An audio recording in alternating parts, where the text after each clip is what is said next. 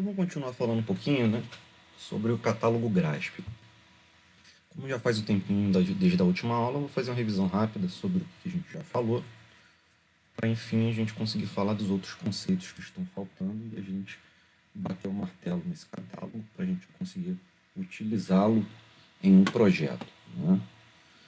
Então, foram apresentados os seguintes padrões até o momento, né? O padrão criador, o padrão especialista da informação, o padrão baixo acoplamento, o padrão controlador e o padrão alta coesão. Uma observação interessante do catálogo GRASP é que, se vocês forem notar, o nome do padrão, por si só, já dá uma leve remetida ao que ele significa, né? Então, se você olha lá, padrão criador, eu acredito que seja um padrão para decidir quem cria alguma coisa, né? Se você pega lá o padrão especialista da informação, ele provavelmente vai decidir que alguém tem uma responsabilidade, né? E essa responsabilidade, se eu tiver dúvidas a quem atribuir, eu vou atribuir a quem for o especialista da informação, a quem for o responsável por conhecer ou por fazer determinada informação, né? Lembrando que fazer aí é quando a gente fala dos atributos derivados, né? Por exemplo, a data de nascimento, estado civil e coisas do gênero. Então, a gente fala que, apesar dele conhecer o estado civil, né? A responsabilidade de conhecer, isso é um atributo derivado, então ele também faz, né? Tá bom? Então, se eu preciso atribuir uma responsabilidade ou de fazer e conhecer, é natural que o padrão especialista da informação decida pelo cara que conheça as informações necessárias para realizar esse cálculo, essa computação, né? Ou as informações que necessitam ser conhecidas para realizar essa responsabilidade. E aí a gente falou um pouquinho sobre o baixo acoplamento. O que é o baixo acoplamento? Para lembrar do baixo acoplamento, a gente tem que lembrar o conceito de acoplamento. Então, o conceito de acoplamento é quando você tem duas ou mais classes que dependem entre si, ou melhor, duas ou mais classes que dependem de outra classe, né? Mas não necessariamente é apenas de uma classe, elas podem criar acoplamentos entre si. Então, pode ser uma classe que depende de outra, ou três classes que dependem de outra, ou, por exemplo, cinco classes que dependem de si duas a duas, né? Então, quando a gente fala em avaliar o acoplamento, a gente quer ver se, por exemplo, nesse exemplo de cinco classes que dependem duas a duas, a gente não poderia, por exemplo, acoplar a uma classe só, né? Então, essa classe vai ficar fortemente acoplada. Sim, mas todas as classes vão ficar acopladas fortemente a apenas uma, e não duas a duas, né? Então, a gente acaba diminuindo o acoplamento. E aí, né, também vamos lembrar que existe o conceito de dependência. O que é... Não, desculpa, dependência, né? O que é o conceito lá de dependência?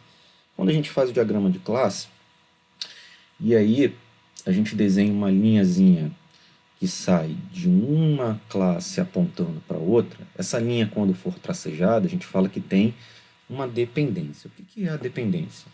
Um exemplo de dependência é você usar uma classe como parâmetro de um método, tá? Em teoria, né, isso não é uma dependência estrutural. Aquela classe, né, não tem uma associação um para muitos ou muitos para muitos, do jeito que a gente já conhece da UML. Mas ela depende da outra classe para realizar a computação. E aí, rapidamente, quando a gente fala de dependência, a gente vai falar lá de dependência por parâmetro, né? Dependência por atributo, né? Pode ser lá um atributo local, né? Quando a gente fala de atributo local, a gente está falando de um atributo que é definido dentro do escopo da classe, né? Desculpa, de escopo de um método da classe, né? Então, ele só existe dentro do escopo do método e não na classe por inteiro, né? E eu falei do parâmetro e de atributo. Esqueci a terceira agora. Não, mas acho que são essas duas mesmo. Tá? O mais importante é que a gente saiba que isso vai levar a um acoplamento maior e, se possível, a gente pretende diminuir um pouquinho. Daqui a pouco, né, quando a gente for falar dos outros padrões que estão faltando, a gente vai discutir um pouquinho essa questão do acoplamento, principalmente quando a gente estiver falando de polimorfismo. Tá? A gente vai ter um padrão polimorfismo e a gente vai discutir um pouquinho mais essa questão, porque tem um acoplamento por interface. Lembrei agora um outro. Bom, padrão controlador, como o nome diz, né, a gente está querendo decidir quem vai ser o responsável por controlar ou reger, né, vamos falar assim, a computação de determinada coisa. Quando eu falo coisa aí, é mais fácil a gente pensar num caso de uso, né? Os passos de um caso de uso acabam virando o quê? Eventos de sistema que naturalmente vão ser mapeados em métodos. Aí a pergunta é, quem é que vai conter esse método, né? Iniciar venda. Então, aí a gente tem várias decisões a serem tomadas que a gente pode escolher, né? Pegar uma classe do domínio, venda eu vou colocar em loja, né? Ou criar, por exemplo, uma classe específica que vai receber esse tipo de operação, né? Essa responsabilidade, né? Aí a gente costuma chamar de controlador de caso de uso ou tratador de operação. Então, como se a gente falasse assim, imagina que a gente tem lá o mesmo exemplo da loja virtual. Eu posso ter uma cara que eu vou criar pelo padrão controlador, né, para poder atribuir os métodos daquele caso de uso. E aí, lembrando que isso daí vai ajudar a gente a, primeiro, conhecer aonde esses métodos vão estar, sem ter que ficar procurando. E, em segundo lugar, atender o padrão controlador. Então, quem deve permitir... quem deve... esqueci o termo que eu falei agora. Gerir não, foi...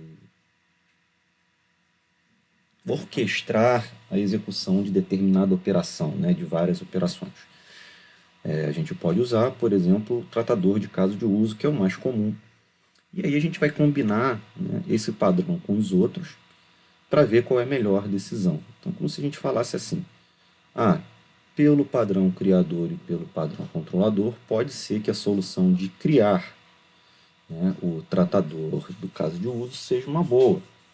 Mas pode ter algum caso, né, que pelo padrão especialista da informação e baixo acoplamento, usando o controlador também, seja melhor colocar numa classe de domínio. Aí um exemplo desse é quando o sistema é pequeno, né? Às vezes a gente coloca a classe de domínio, ou quando os casos de uso são muito... tem poucos passos, né? A gente costuma colocar na classe de domínio. Por quê? Porque os controladores vão ter poucos métodos. Então não tem sentido eu sair criando uma porção de classe, sabendo que são poucas as iterações que ela vai ter, né? A gente só vai aumentar o acoplamento e não vai ter tanto benefício assim, né? E aí, por fim, a gente tem a alta coesão. O que significa ser coeso, né? Significa que tem que fazer sentido o que você está projetando, né? Então, a gente fala de alta coesão quando as coisas que deveriam pertencer a determinada classe estão naquela classe. Deixa eu traduzir isso. Onde é que está o nome do aluno? Eu espero que esteja na classe do aluno. Mas o nome do aluno poderia estar em inscrição do aluno? Poderia, né? Poderia ter inscrição do aluno, que está associada à disciplina e à classe aluno, e na classe inscrição do aluno, ter o nome do aluno. Tá? Então, nesse caso, a coesão já não é tão alta. Bom, então a gente tem que lembrar, né, que são 5 padrões, tá? Que a gente vai ter mais de uma solução. A ideia aí é a gente tomar tomar uma decisão mais concisa, né? Que a gente tenha mais argumentos para poder escolher determinada solução, quando a gente tem dúvida de qual é a melhor solução. Tá? E a gente sempre vai tentar combinar os padrões aonde quanto mais padrão a gente combinar, melhor é a solução de acordo com o catálogo GRASP. Foi até aí, pessoal?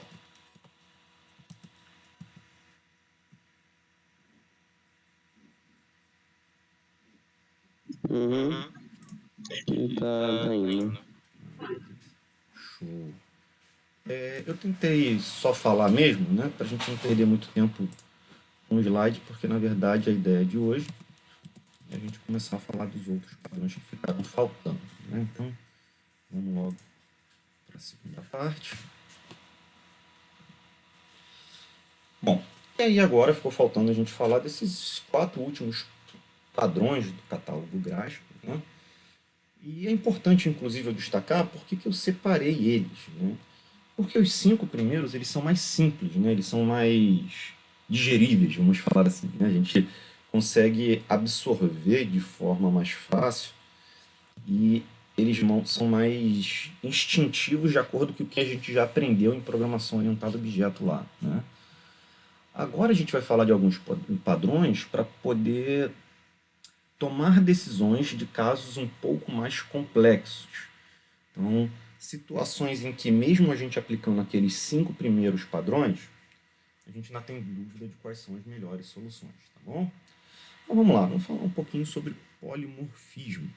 É claro que vocês já aprenderam o que é polimorfismo, né? Vocês aprenderam lá a fazer herança, né? E a como fazer isso do ponto de vista sintático, né? na orientação a objeto.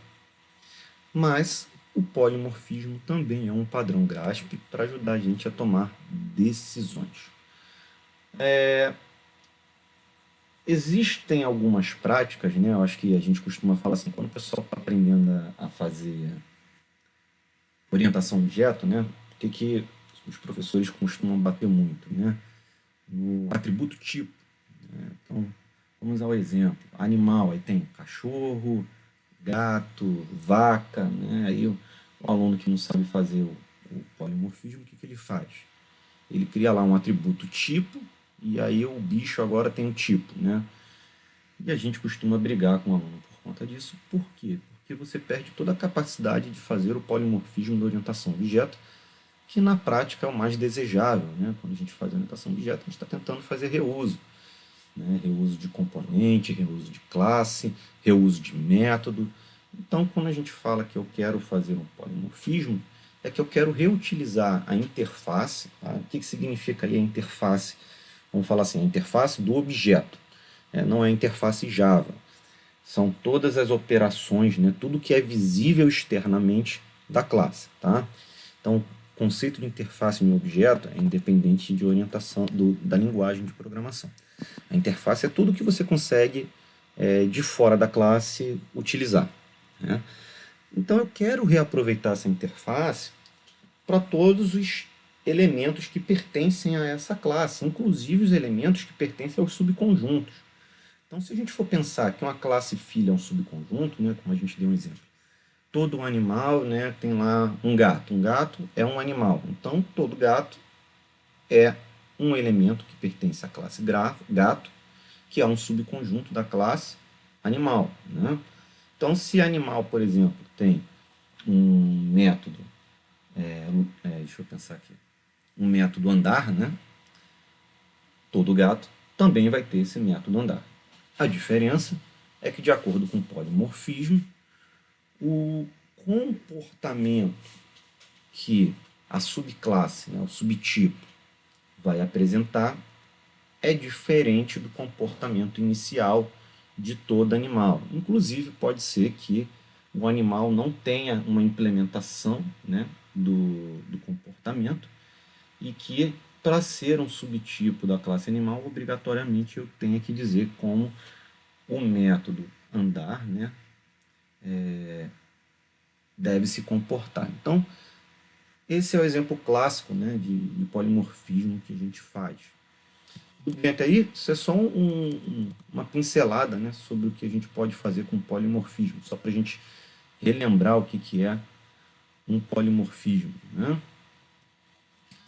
Bom, então vamos lá falar logo do padrão e aí depois a gente discute as complicações do polimorfismo, complicações boas, né? Agora a gente vai aprender a fazer polimorfismo mesmo, que polimorfismo não é só fazer subtipo que a gente está acostumado a fazer, né? Então, como é que a gente trata essas variações baseadas em tipo, né? Como é que a gente consegue criar uns componentes interconectáveis? E aí, quando a gente fala de interconectável, a gente está falando de componentes que vão utilizar a mesma interface, né? Como é que, por exemplo, se eu tenho uma classe conta e uma classe tem um tipo conta corrente e conta poupança, como é que eu faço para associar, né, a classe usuário à sua conta?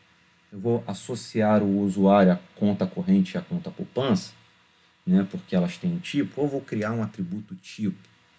Não, né? Então a gente vai usar o princípio do polimorfismo para poder gerar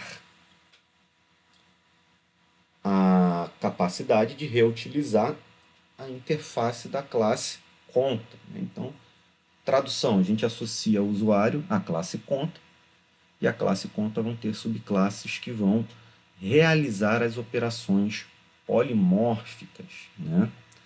Então,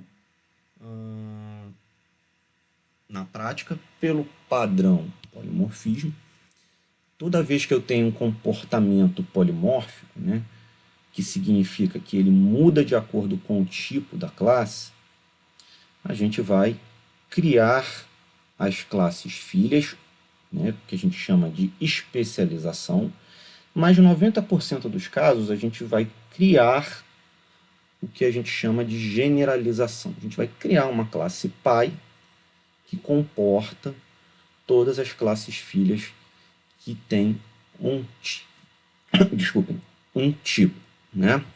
E aí o mais importante para a gente é a gente lembrar que na prática, quando a gente aplica o polimorfismo, a gente está tentando diminuir o uso do if, else, switch, né? Dessas condições que sempre vão ser alteradas quando a gente cria um subtipo. Então vamos lá, como se eu falasse assim, se eu tivesse conta corrente e conta poupança e criasse um atributo tipo na classe conta corrente, quando eu fosse calcular o saldo da conta, eu teria que fazer if tipo conta corrente, faça isso, else, faça aquilo. Agora vamos supor que a gente cria outra conta que seja um subtipo de conta. Aí eu teria que modificar esse método e fazer o quê? If é um novo tipo, else. Então toda vez que eu adicionar um subtipo, eu não vou ter que implementar a operação de novo. Eu vou ter que alterar a operação anterior. Isso significa que pode causar um impacto muito grande, né? Por quê? Porque eu estou mexendo nas coisas que já estão prontas para poder realizar a operação para os outros subtipos. Então, nesse caso, é ideal que, pelo princípio do polimorfismo, a gente utilize as classes filhas, a gente crie as classes filhas, né? Para evitar o uso desses condicionais. Tá bom? É claro que a argumentação não vou usar o padrão polimorfismo para não usar if else, não é isso. Tá bom?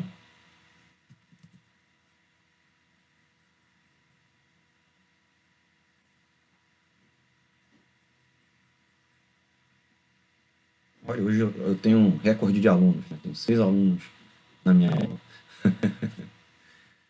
Beleza, pessoal? Então vamos seguir?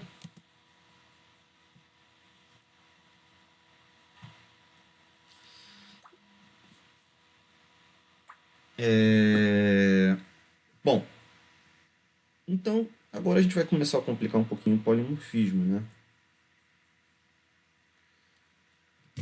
Imaginem que agora a gente não quer fazer polimorfismo só de classes e subclasses, tá? Esse exemplo aqui eu vou explicar para vocês, e só os nomes de novo, como isso daqui é uma tradução literal do livro em inglês, né?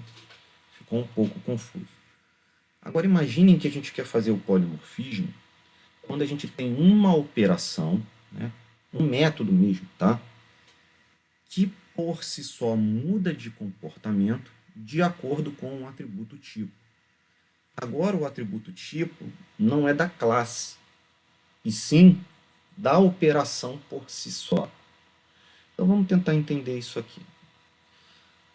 Esse exemplo aqui é um exemplo em que o cara está fazendo lá a contabilidade, né, de uma empresa. Então, imagina lá que eu tenho meu ponto de venda. Eu faço minhas vendas, né? Eu tenho os meus itens que eu vou calcular o total da venda. E, naturalmente, eu tenho que calcular o imposto sobre os itens vendidos, tá? Porque eu tenho que pagar um imposto lá para o governo.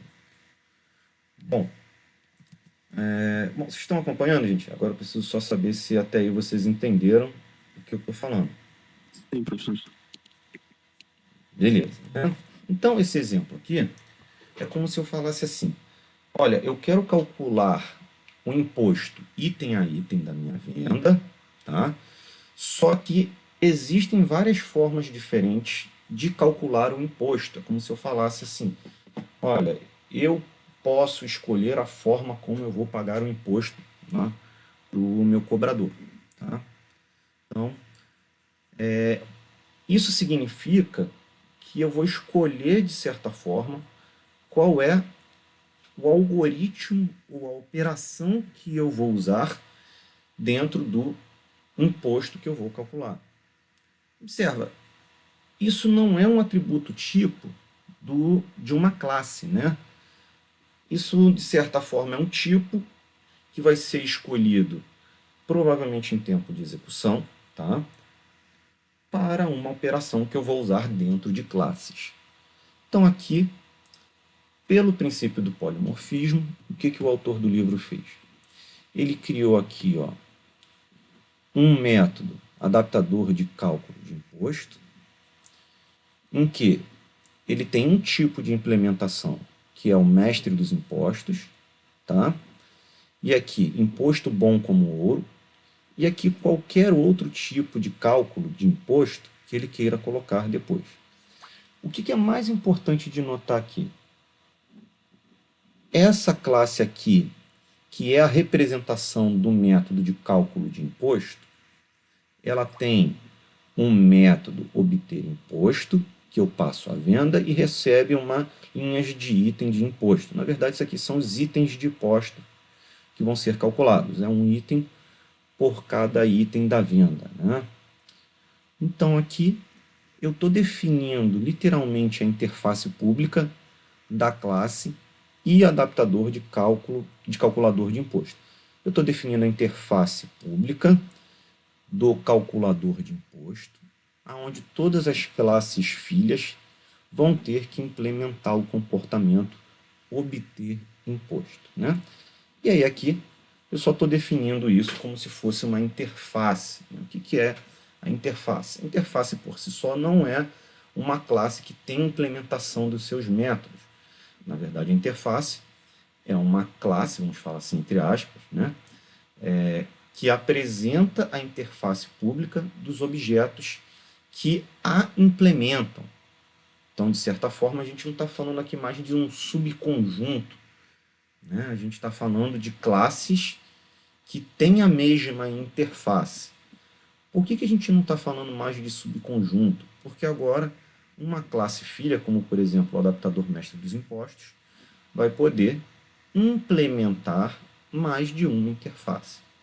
E onde está o polimorfismo vai estar entre a interface e a sua implementação. Coisas interessantes de vocês notarem. Na UML, quando a gente implementa uma interface, a gente faz igualzinho a herança, né? Uma setinha aqui, ó, o símbolo é igualzinho. A única diferença é que é pontilhado. O pontilhado vai dizer que esse cara aqui é uma implementação dessa interface, tá bom? Na prática, qual é a classe que eu vou utilizar para calcular o imposto? Eu vou utilizar o adaptador de calculador de imposto, né? A minha variável vai ser do tipo iAdaptador de calculador de imposto, e ela vai receber um objeto, seja lá como for, né? Alguém vai criar esse objeto e passar para a minha classe, que vai apresentar essa interface e tem, por enquanto, as seguintes implementações. Adaptador mestre dos impostos e adaptador pró imposto bom como ouro. O que é interessante quando a gente utiliza a interface? Toda vez que eu for criar um novo cálculo de imposto, todo mundo que usa a interface, né, cuidado, que usa não é implementa, né, esse cara implementa. Usar é, por exemplo, utilizar o método obter imposto da interface. Não precisa ser alterado, ninguém vai ser alterado para eu criar um novo adaptador de cálculo de imposto. Eu simplesmente crio a classe no meu código e faço o quê? A lógica para poder fazer a instanciação dessa classe e para passar para a classe que está utilizando essa interface.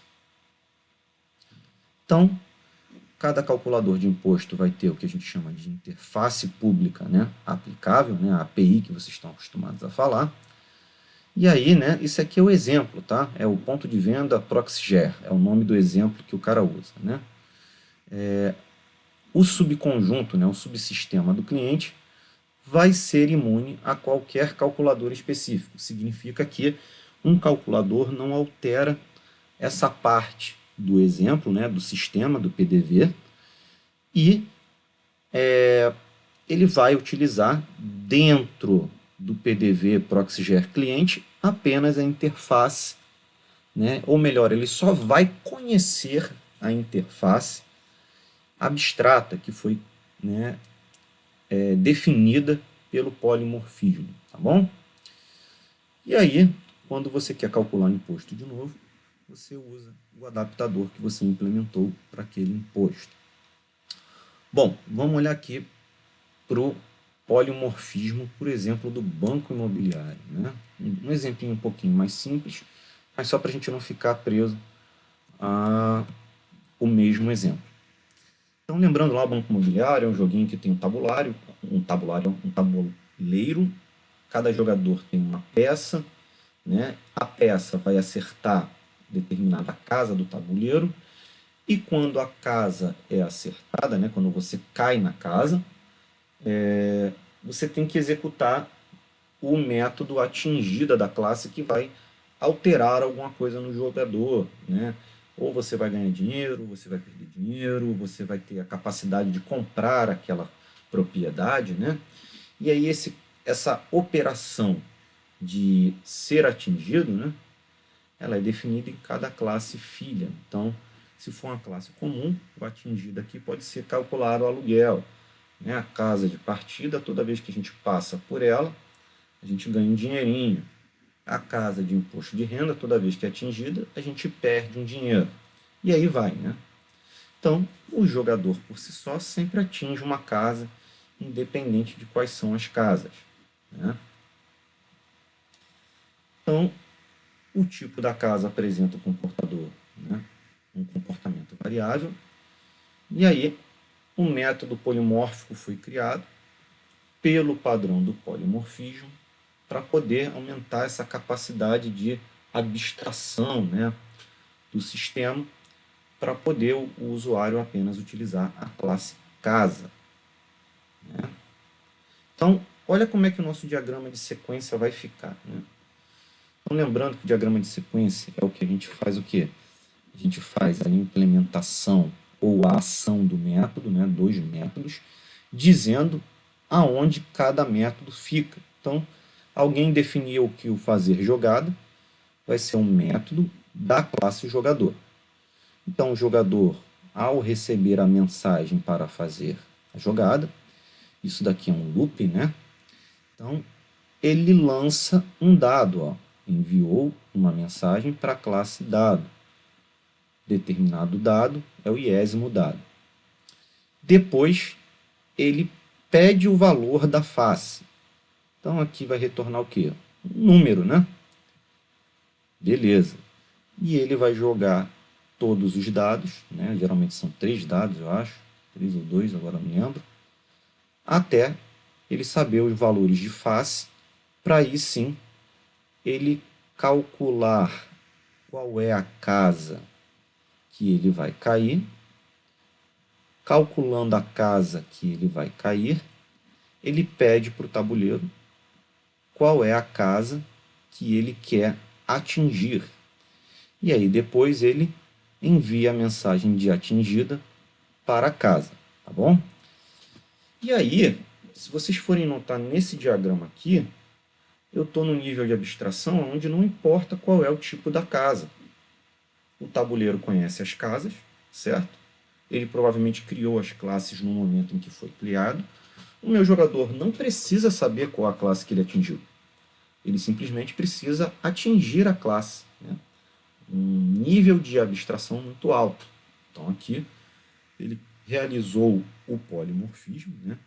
Atingindo daí em tempo de compilação, lembrando que esse polimorfismo aqui, ó, ele é em tempo de compilação, né?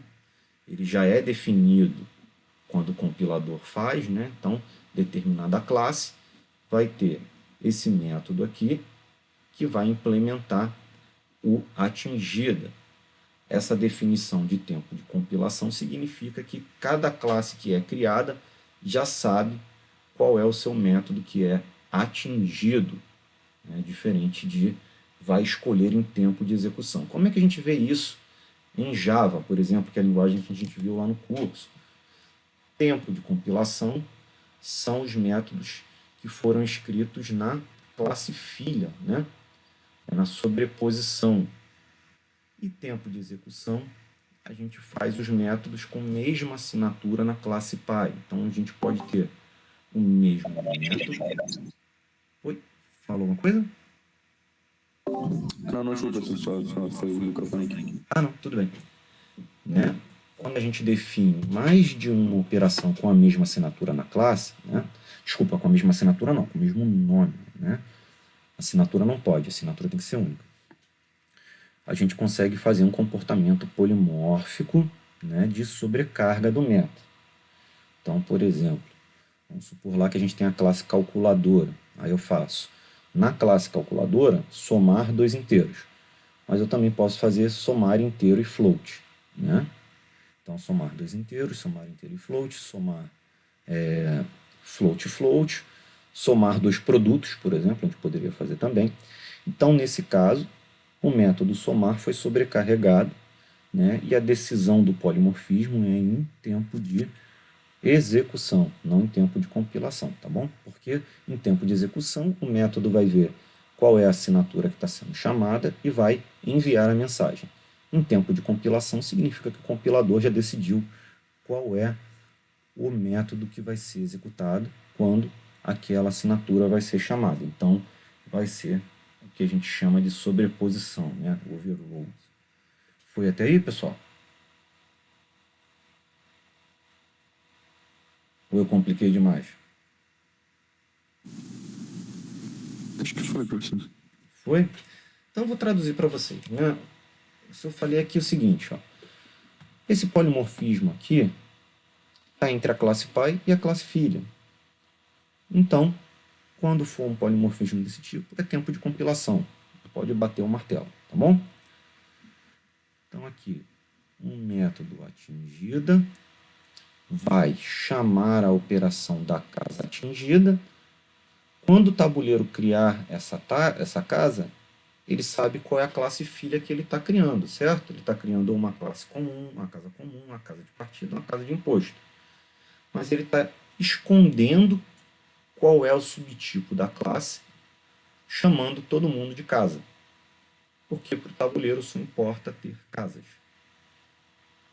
Quando eu chamar o atingido, ele vai chamar o método que foi implementado em casa comum, casa de partida ou casa de imposto de renda.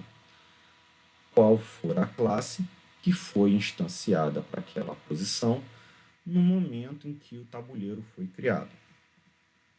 Eu só estou falando no momento que o tabuleiro foi criado, que eu sei que vai ser nesse momento, né? Porque nos exemplos anteriores a gente já definiu lá que as casas iam ser criadas no momento da criação do tabuleiro. Foi até aí? Conseguiram entender esse exemplo de polimorfismo?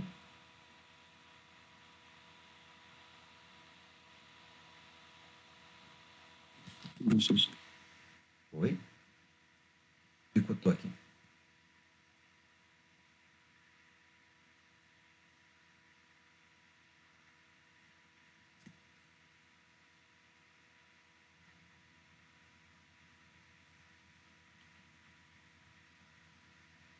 Então aí, vamos lá, gente. Eu só preciso saber para eu poder avançar que eu consigo. Agora eu vou complicar um pouquinho mais, né? Vocês entenderam ou ficou muito confuso? Sim, professor. Ah, sim. Obrigado, Vitor. É porque eu não escutei. Picotou para mim? Tudo bem. Eu falei que acho que tu não escutou bem. Tudo É, bem. e como eu estou nos slides, eu tenho que ficar indo e voltando para saber quem foi que falou, né? Ah, só para eu saber se vocês estão acompanhando. Porque agora a gente vai complicar um pouquinho Show. para a gente fechar o gráfico e depois a gente começar a exercitar. Beleza, então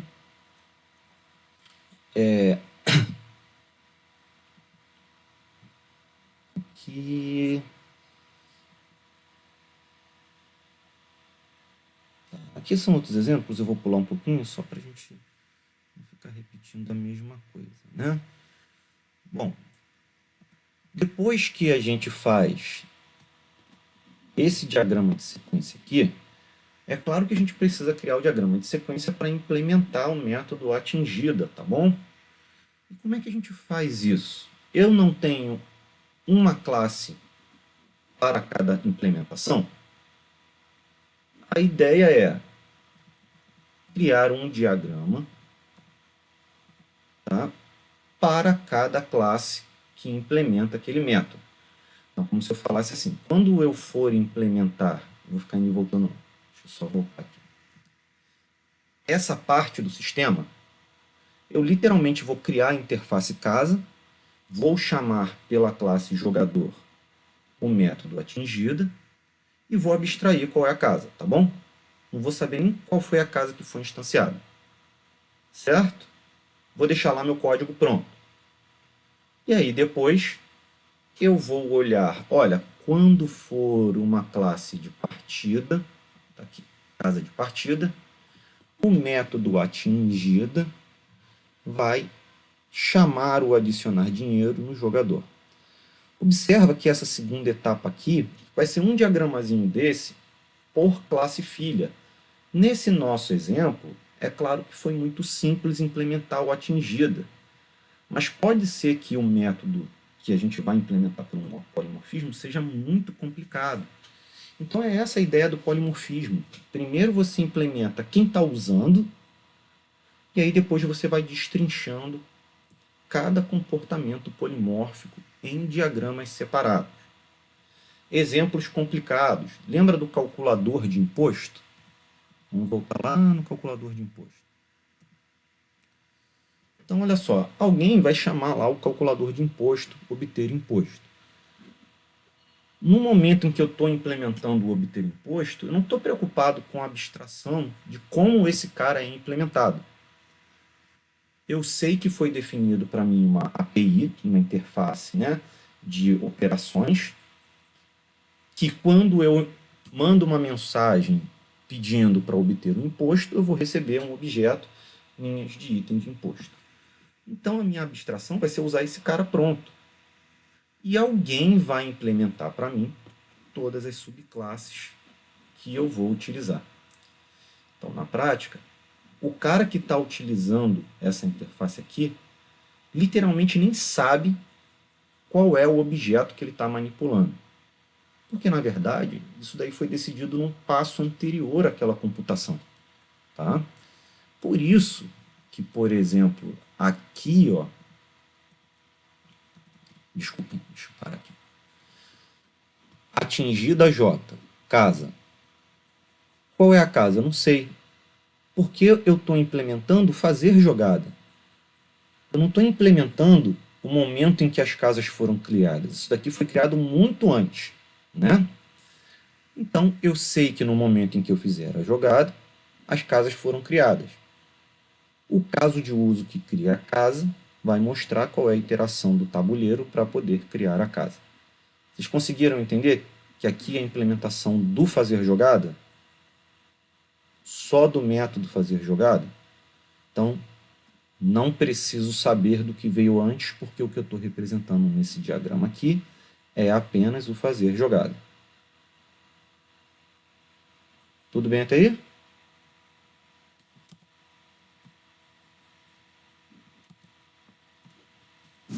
Sim, professor.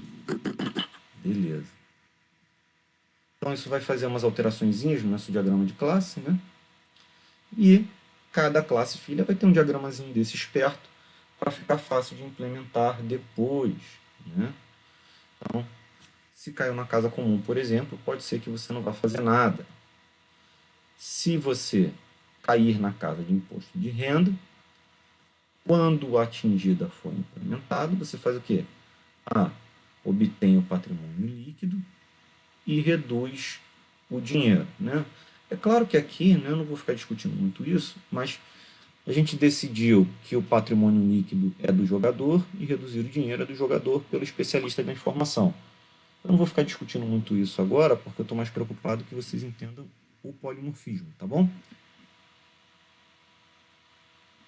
Então, a casa de imposto de renda precisa saber o patrimônio líquido do jogador para determinar o imposto devido. Deixa eu traduzir o que eu estou querendo dizer. Aqui eu estou implementando o atingida. Para eu implementar o atingida, eu tenho que decidir quem vai ter o patrimônio líquido e quem vai ter o método reduzir dinheiro. Então, depois que eu decidir que a casa de imposto de renda vai usar o patrimônio líquido, eu vou decidir quem vai ter o método obter patrimônio líquido. Aí a gente passou todos aqueles padrões e a decisão aqui, né, é que pelo especialista da informação eu decidi atribuir, né, a responsabilidade de obter patrimônio líquido ao jogador. A mesma coisa aqui para reduzir dinheiro. Terminei o obter patrimônio líquido, agora eu vou para o reduzir dinheiro. Então eu também vou determinar pelo especialista da informação que quem vai ter o método reduzir dinheiro é a classe jogador. E aí depois eu vou dentro do reduzir dinheiro e vou tomando as decisões do projeto. É como se fosse o quê? Uma cascata de decisões, né? Imagina que daqui para cá foi definido antes. Agora eu tenho que definir o que eu faço da casa de imposto para implementar o atingido. Determinei isso. Acabou. Foi até aí, pessoal?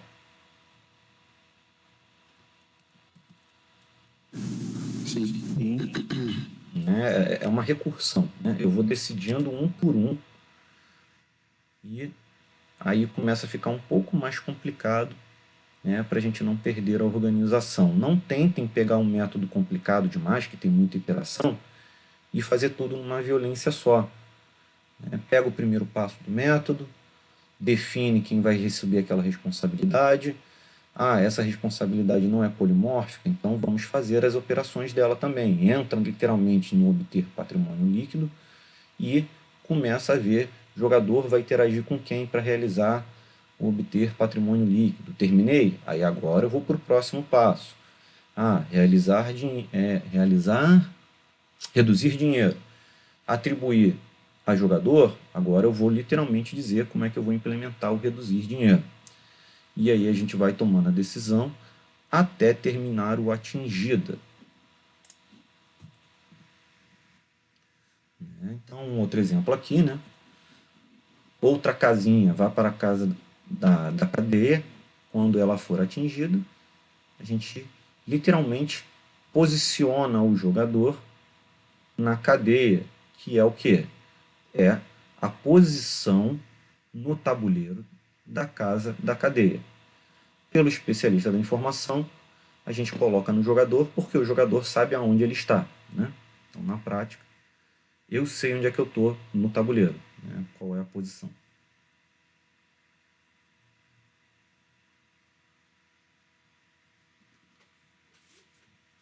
Bom, e aí o interessante anotar, né, é isso aqui, ó. Quando a gente está falando de polimorfismo, agora a gente tem algo muito importante para se decidir, que é ou criar uma interface ou criar uma superclasse. Tá? Lógico, a gente tem que tomar cuidado, porque tem linguagem de programação que a gente não consegue definir interface. Né? O C++, a gente define uma classe virtual que tem um comportamento parecido com a interface por si só.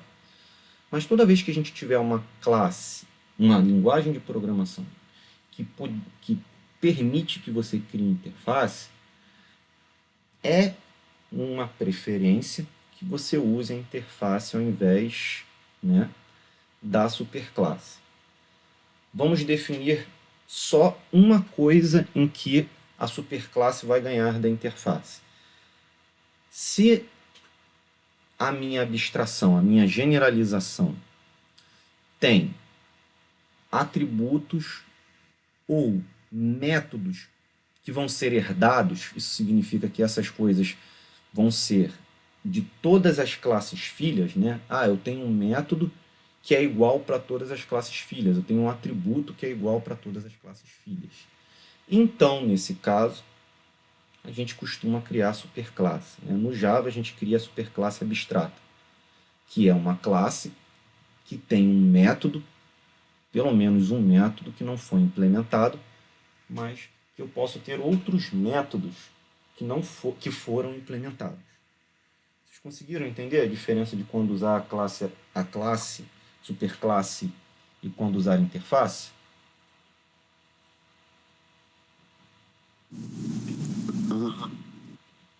Né? Então, se a gente tiver alguma coisa que vai ser herdada, né? Um método pronto, atributos, a gente costuma usar a superclasse. Se a gente vai criar um método abstrato que vai ser implementado nas subclasses, a gente costuma usar a interface, justamente para a gente diminuir, eu já faço um spoiler, o acoplamento. Na verdade, quando a gente tira de uma superclasse para uma interface, a gente muda o tipo de acoplamento, onde um acoplamento por interface é bem melhor do que um acoplamento por superclasse. Tá? E aí, de novo, vamos lembrar que o polimorfismo é um dos padrões GRASP. Quando a gente tem mais de uma solução, a gente tem que botar na balança se vale a pena usar o polimorfismo naquele caso. Lembra que tem coesão, acoplamento, né? Especialista da informação. Não é simplesmente decidir o polimorfismo e ponto. Tá bom? Então, agora a gente vai falar um pouquinho sobre o padrão invenção pura. E aí é muito importante, eu destaco muito esse padrão, porque eu costumo usar uma invenção pura, né, em últimos casos, tá? Porque o padrão invenção pura, se você exagerar na dose, parece que é tudo invenção pura. E aí você perde um pouquinho do sentido do catálogo GRASP. Né? O nome já diz. O que é invenção pura? É você criar uma classe para atribuir aquela responsabilidade. Né? Então, vamos a um exemplo. Vamos supor que a gente tem duas decisões de projeto, tá bom? E aí, nenhuma das duas são uma solução para resolver o acoplamento alto e a baixa coesão. Então, estou falando que, pegando todos os padrões GRASP até uma invenção pura, eu não consegui ter uma decisão, literalmente colocando na ponta do lápis, de qual é a melhor solução. E aí, o padrão invenção pura vai ajudar a gente a resolver esse impasse. Então, quando a gente fala em criar algo do nada, é porque essa criação pode ajudar a diminuir o acoplamento ou melhorar a coesão. Tá bom? Então, vamos ler aqui o problema. Que objeto deve ser responsável quando o especialista, né, o padrão especialista da informação, né, causar alto acoplamento e coesão baixa? Bom, então, nesse caso, o padrão invenção pura manda a gente criar uma classe, tá, que vai receber essa responsabilidade. E aí essas classes, né, são as classes que a gente costuma criar quando a gente está implementando no feeling. Agora, a gente não vai usar o feeling agora, a gente vai usar os padrões GRASP, né, e quando não tiver uma boa solução, aí sim a gente cria uma classe que vai ajudar. Né? Lembrando que desse padrão aí a gente começa a criar aquelas classes fictícias que às vezes já vêm na linguagem de programação. Né? Então, por exemplo, data, né? Datetime, hora, são classes que não aparecem no domínio, né? Elas são atributos, mas que elas acabam sendo criadas em algum momento pela invenção pura, combinada com outros padrões, né? Para reaproveitar, para poder fazer polimorfismo, para poder fazer uma coesão maior. E a maioria das linguagens de programação hoje em dia já apresentam, né, data, moeda, justamente para facilitar o padrão lá, a combinação dos padrões. Tá bom? Essas classes que eu falei, a gente chama de classes auxiliares. Tá? Nem toda classe de invenção pura é uma classe auxiliar. Então, você pode criar uma classe fictícia qualquer. Tá bom? Então, moeda, data, todas essas classes que a gente já recebe mais mastigadinha da linguagem de programação, todas não, né? Algumas, são classes auxiliares que provavelmente foram criadas pela combinação do padrão invenção pura com outros padrões. Então aqui, ó, problema. Quando você lança o dado, né, se a gente for voltar, vou voltar um pouquinho aqui, só um instantinho, para vocês lembrarem. Quando a gente lança o dado, não sei se vocês notaram, mas a gente não consegue resgatar de novo o valor da face.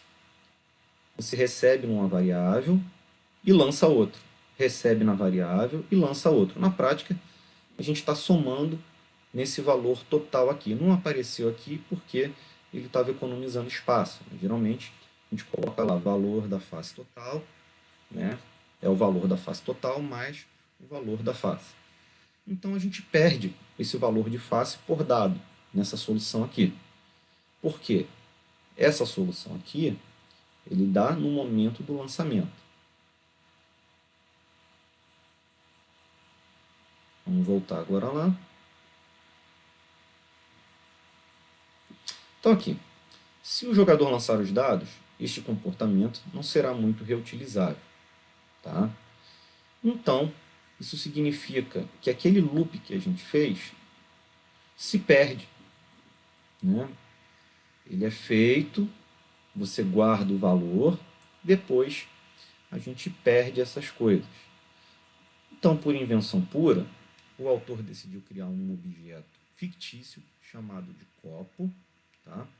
Então é como se eu falasse assim: agora, um jogador sabe o total da sua última jogada, mesmo que tenha passado toda aquela iteração do método lançar, não foi? Espera aí, deixa eu voltar aqui. Passei, né? Fui muito rápido. Fazer jogada, né? Observa aqui, ó, que essa variável é uma variável local do método fazer jogada. Acabou fazer jogada, isso se perde. Quando você tem um copo, agora o jogador sabe qual foi o total da sua última jogada. Conseguiram acompanhar?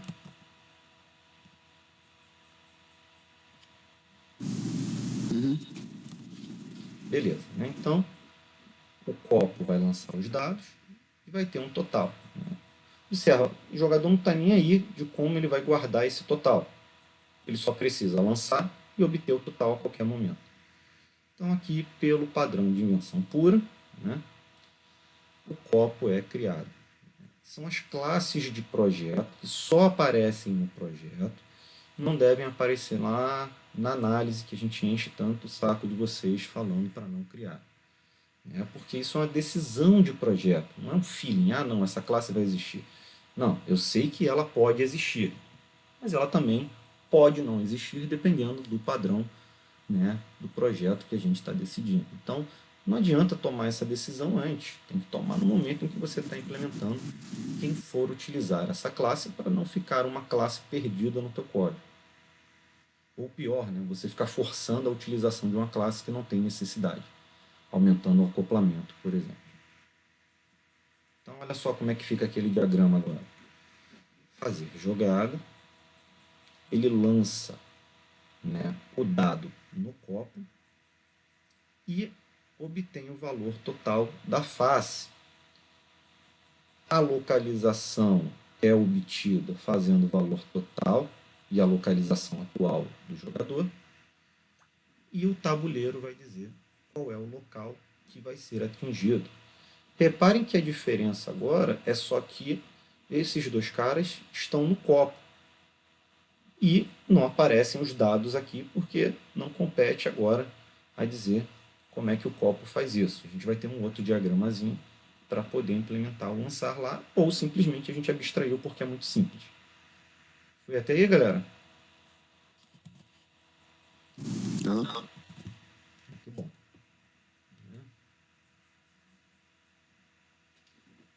Bom, e aí agora a gente começa a complicar um pouquinho mais, né? Porque quando a gente chama de projeto orientado a objeto, tem duas estratégias que a gente está utilizando, né? Então, primeiro, a decomposição representacional. Foi o que a gente viu o quê? Lá na análise, né? Decomposição representacional é como se você falasse, eu estou olhando para o domínio, né, do problema, o domínio lá, o problema em si, estou conversando com meus usuários, estou estudando o problema, e acabo encontrando os elementos do domínio que eu vou utilizar no banco, que eu vou utilizar na classe. Né? Se eu estou num sistema comercial, naturalmente vai aparecer produto, né, ponto de venda, né? O produto, o item, a venda, o cliente, o estoque, essas coisas são do domínio, são palavras, né, que representam algo no domínio real, independente do sistema. Então, quando a gente faz a decomposição representacional do projeto, é como se a gente estivesse falando assim, olha, eu estou pegando as classes que eu já conheço no domínio e estou destrinchando o meu sistema, porque eu vou utilizar quando eu for implementar a orientação objeto. Né? Já a decomposição comportamental é quando a gente começa a fazer coisas mais complicadas, né, como o polimorfismo de operações. Lembra que quando a gente foi mostrar o exemplo do calculador de impostos, a gente acabou usando invenção pura também. Né? O que a gente criou de invenção pura lá no calculador de impostos?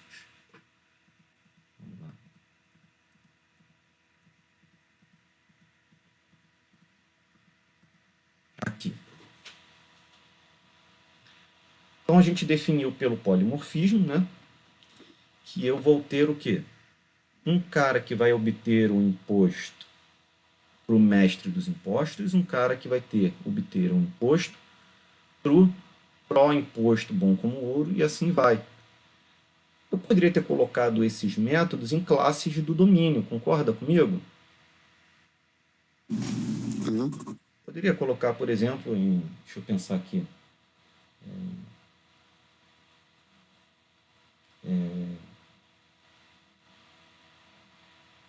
venda, né, por exemplo.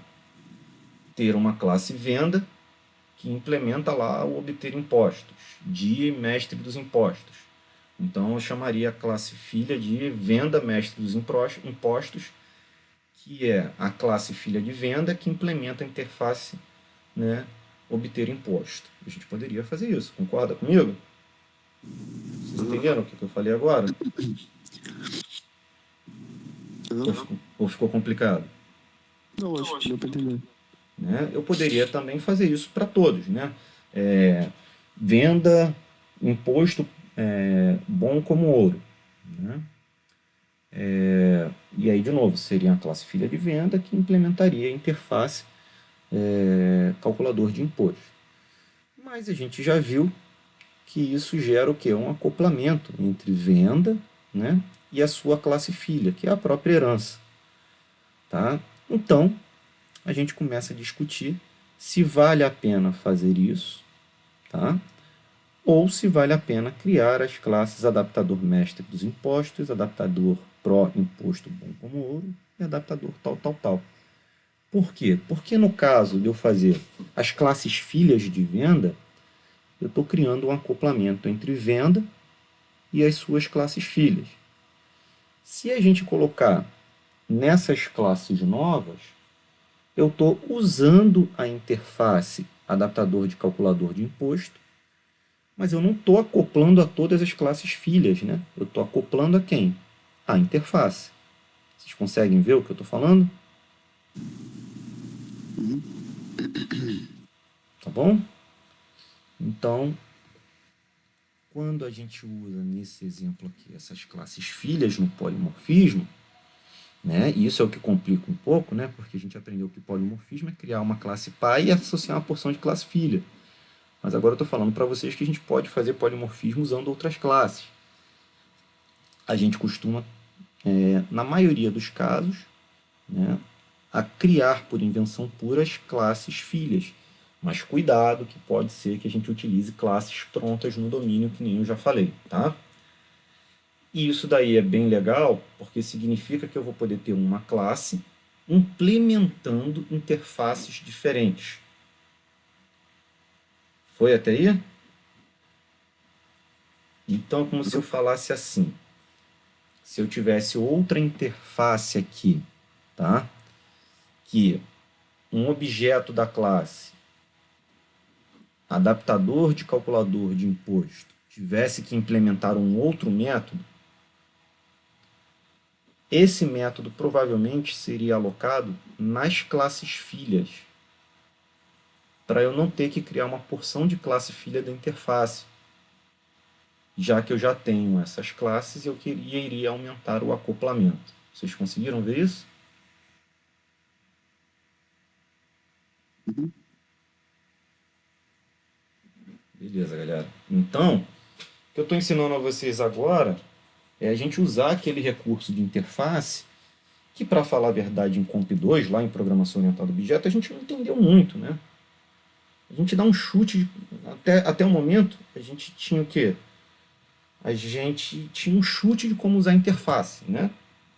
Agora eu estou dizendo para vocês, o poder da interface é isso, né? A gente vai definindo a interface, alguém vai implementando para a gente. Ponto. Você vai usar a interface, né? E aí o cara vai tomando essas decisões de, vou fazer um polimorfismo, vou fazer uma invenção pura. Quem vai implementar os métodos da interface é que vai definir qual é a melhor solução.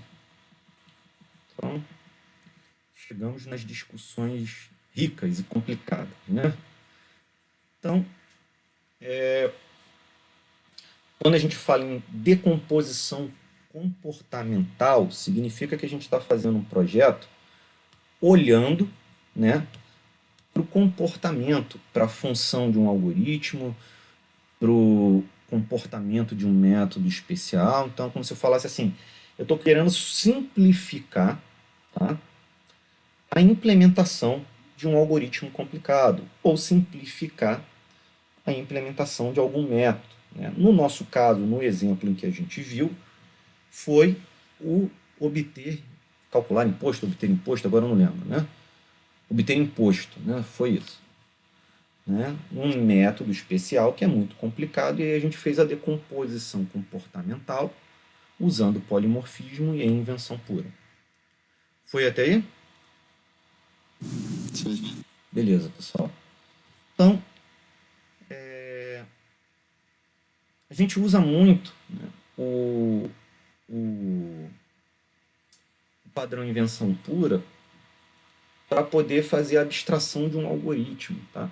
Principalmente quando esse algoritmo é utilizado em várias classes diferentes, várias classes que não têm superclasse, né? Que não tem uma generalização em comum. E aí a gente acaba gerando o quê? Uma abstração do algoritmo que eu possa passar, por exemplo, o objeto que implementa o algoritmo como parâmetro para a classe utilizar, né? Então, quando a gente combina essa capacidade, né, de decomposição comportamental com a invenção pura, a gente favorece a coesão. Por que a gente favorece a coesão? Porque agora, por exemplo, o algoritmo de ordenação, quando eu quiser saber qual é a implementação dele, como ele foi implementado, eu vou na classe algoritmo de ordenação, vejo quais são as classes filhas que implementam o método, né, inserir, remover, ordenar, e olho a implementação. Então, se eu quero ver, né, o método de ordenação bubble sort, pelo padrão invenção pura e pela alta coesão, eu espero que tenha uma classe, né, bubble sort, ou com um nome parecido, que implemente a interface do algoritmo de ordenação. Foi até aí? Eu estou não desenhando isso de propósito, para exercitar um pouquinho a capacidade de vocês imaginarem isso, tá? Mas se ficar muito difícil, eu abro aqui e faço para vocês o desenho do que eu falei agora. Ok. Tá tudo bem até agora? Posso seguir? Uhum. Beleza, né?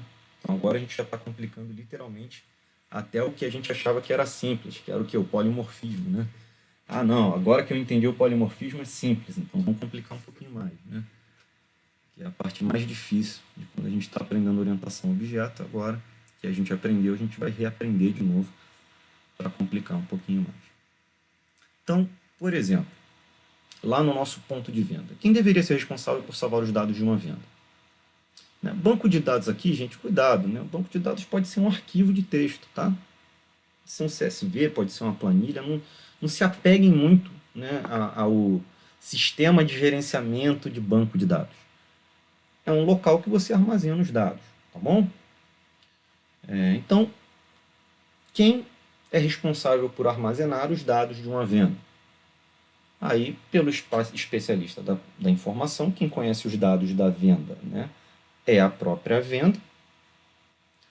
Então, mas nesse caso, se a gente colocar o armazenar venda, né, ou um outro nome, mas que seja o mesmo significado, na venda, a gente vai aumentar o acoplamento da venda com classes que utilizam essas informações de armazenar, de resgatar, de listar, tá bom? Então,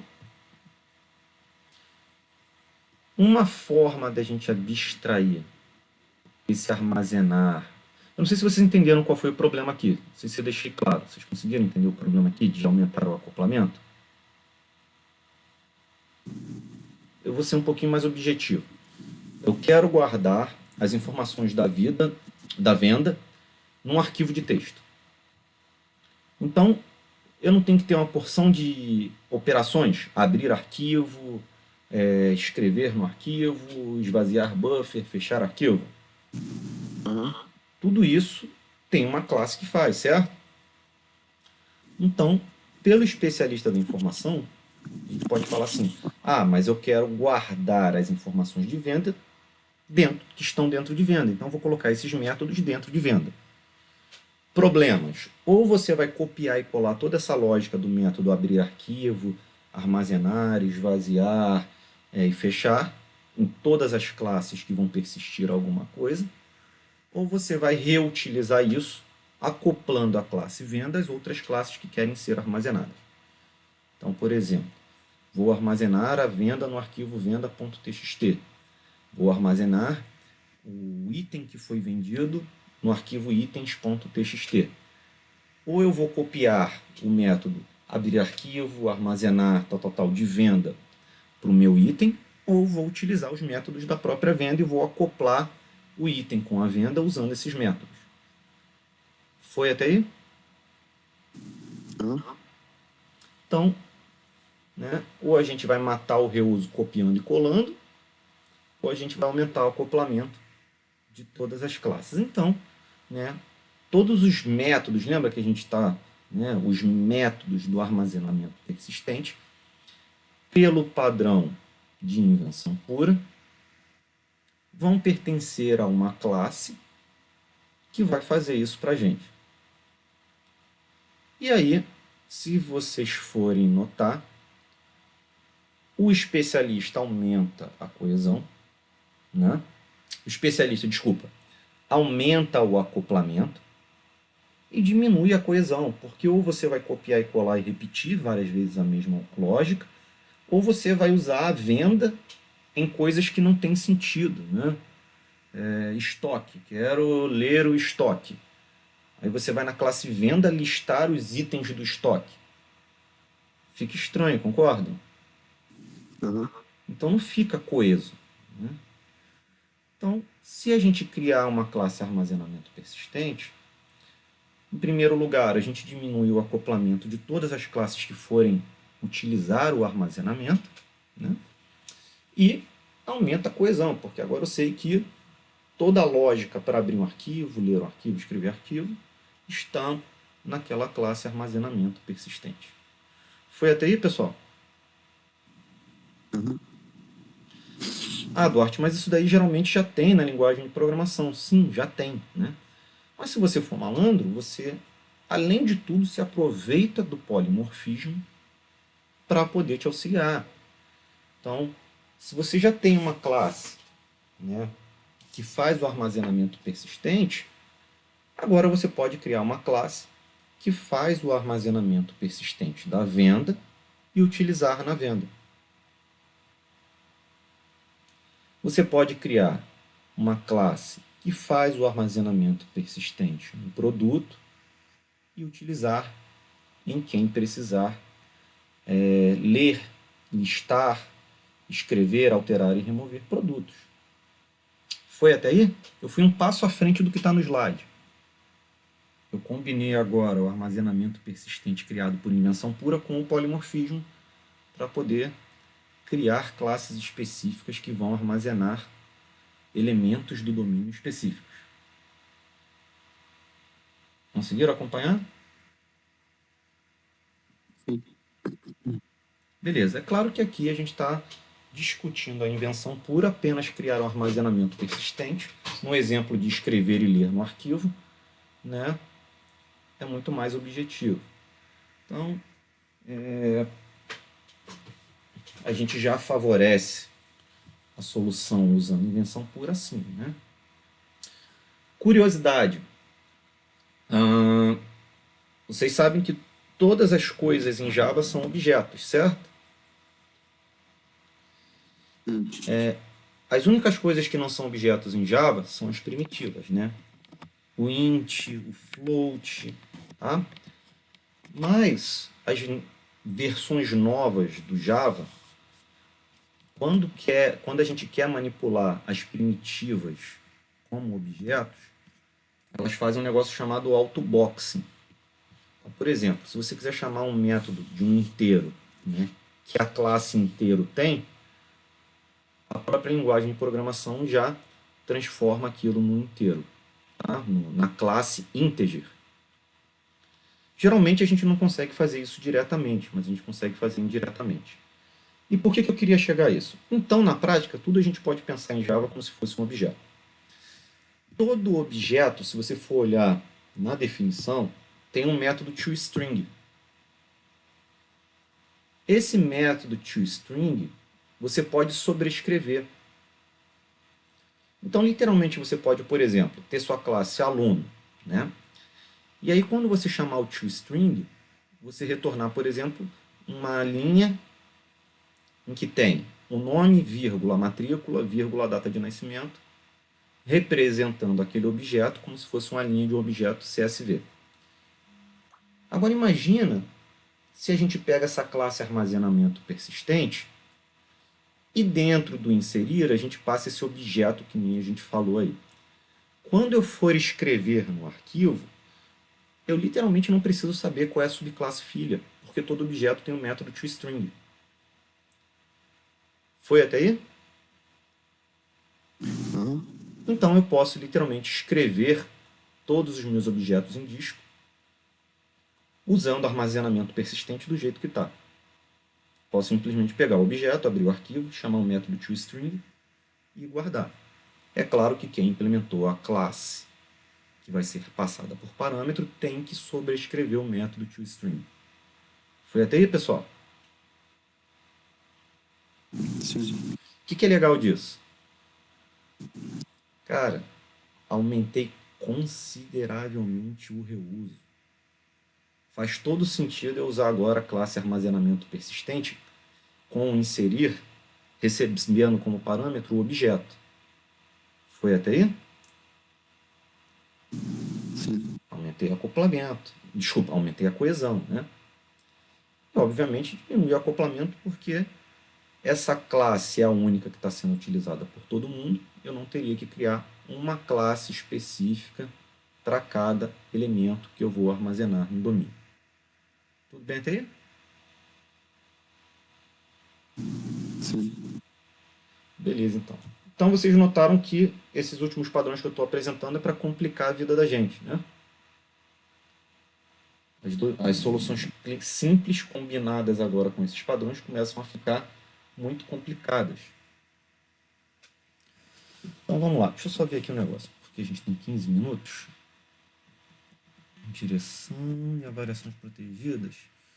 Eu acho que eu vou deixar em direção e variações protegidas para a próxima aula, porque eu quero combinar os dois. E eu acho que não vai dar tempo de falar de variações protegidas. Então eu prefiro fechar esses dois na próxima aula e a gente ter o resto das discussões. Pode ser, pessoal? Pode ser. Tá? Porque senão vai ficar corrido, vai ficar muito em cima. Aí eu posso atrasar a próxima aula de vocês aí. E aí, vocês estão gostando do conteúdo até agora?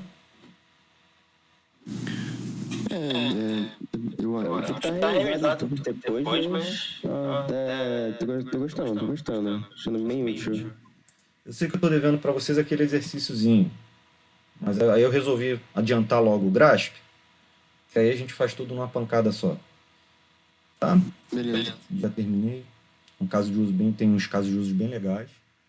Mas eu falei assim, eu vou fechar logo o GRASP, e aí a gente já começa fazendo o projeto até o GRASP, e aí economiza um tempo. Porque senão eu vou fazer uma aula para fazer uma parte, vou fazer uma aula para fazer outra parte, e principalmente, né, eu quero que vocês fechem o curso sabendo usar bastante o GRASP.